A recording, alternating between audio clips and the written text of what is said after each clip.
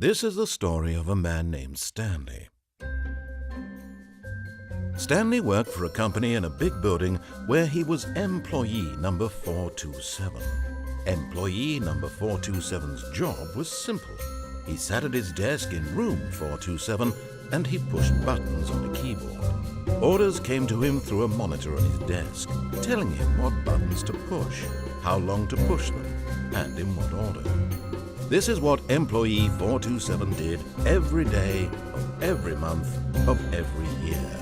And although others might have considered it soul-rending, Stanley relished every moment that the orders came in, as though he had been made exactly for this job. And Stanley was happy. And then one day, something very peculiar happened. Something that would forever change Stanley. Something he would never quite forget. He had been at his desk for nearly an hour when he realized that not one single order had arrived on the monitor for him to follow. No one had showed up to give him instructions, call a meeting, or even say hi. Never in all his years at the company had this happened, this complete isolation. Something was very clearly wrong. Shocked, frozen solid, Stanley found himself unable to move for the longest time. But as he came to his wits and regained his senses, he got up from his desk and stepped out of his office. All of his co-workers were gone. What could it mean? Stanley decided to go to the meeting room. Perhaps he had simply missed a memo. No matter how hard Stanley looked, he couldn't find a trace of his co-workers.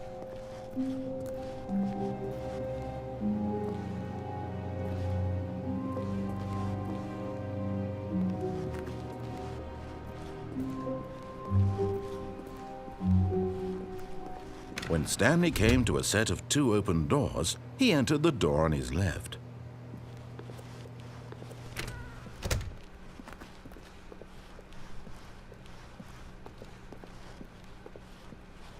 Yet there was not a single person here either. Feeling a wave of disbelief, Stanley decided to go up to his boss's office, hoping he might find an answer there.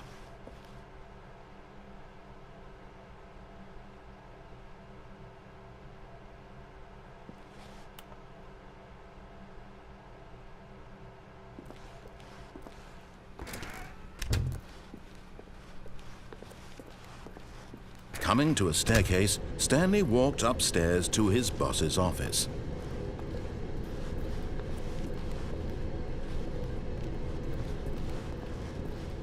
But Stanley just couldn't do it.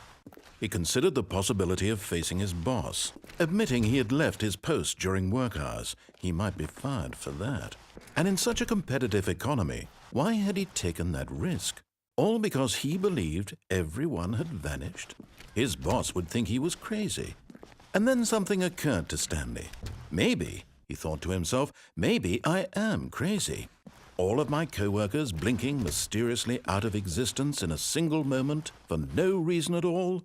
None of it made any logical sense. And as Stanley pondered this, he began to make other strange observations. For example, why couldn't he see his feet when he looked down?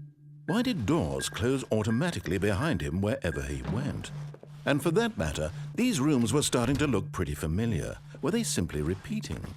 No, Stanley said to himself, this is all too strange. This can't be real. And at last, he came to the conclusion that had been on the tip of his tongue. He just hadn't found the words for it. "I'm dreaming!" he yelled. "This is all a dream." Oh, what a relief Stanley felt to have finally found an answer, an explanation. His co-workers weren't actually gone. He wasn't going to lose his job. He wasn't crazy after all. And he thought to himself, I suppose I'll wake up soon.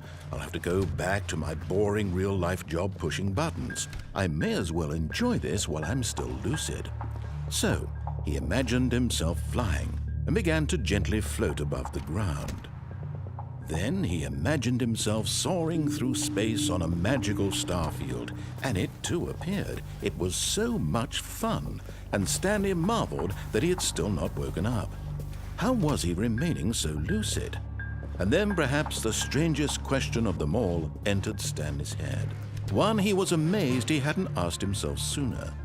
Why is there a voice in my head dictating everything that I'm doing and thinking?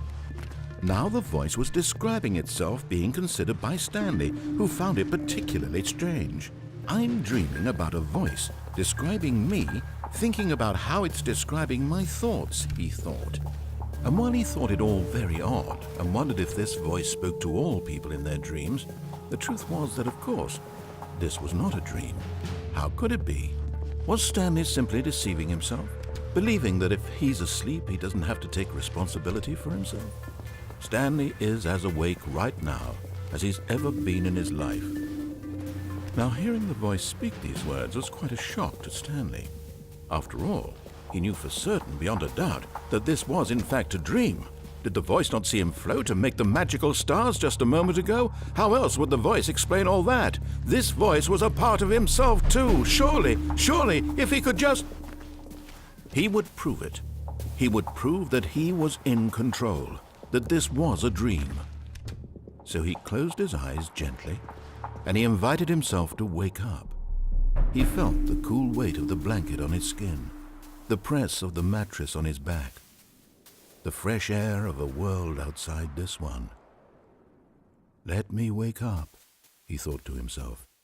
I'm through with this dream. I wish it to be over. Let me go back to my job. Let me continue pushing the buttons. Please, it's all I want. I want my apartment and my wife and my job. All I want is my life exactly the way it's always been. My life is normal. I am normal. Everything will be fine. I am okay.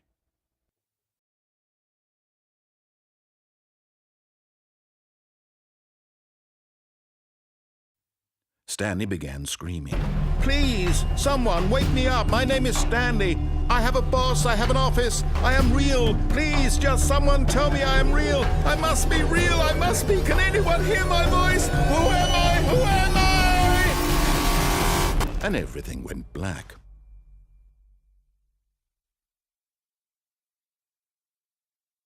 This is the story of a woman named Mariella. Mariella woke up on a day like any other. She arose, got dressed, gathered her belongings, and walked to her place of work. But on this particular day, her walk was interrupted by the body of a man who had stumbled through town talking and screaming to himself, and then collapsed dead on the sidewalk. And although she would soon turn to go call for an ambulance, for just a few brief moments she considered the strange man. He was obviously crazy. This much she knew. Everyone knows what crazy people look like. And in that moment, she thought to herself how lucky she was to be normal. I am sane. I am in control of my mind. I know what is real and what isn't. It was comforting to think this, and in a certain way, seeing this man made her feel better.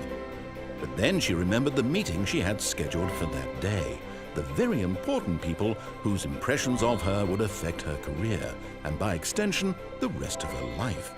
She had no time for this, so it was only a moment that she stood there, staring down at the body. And then she turned and ran.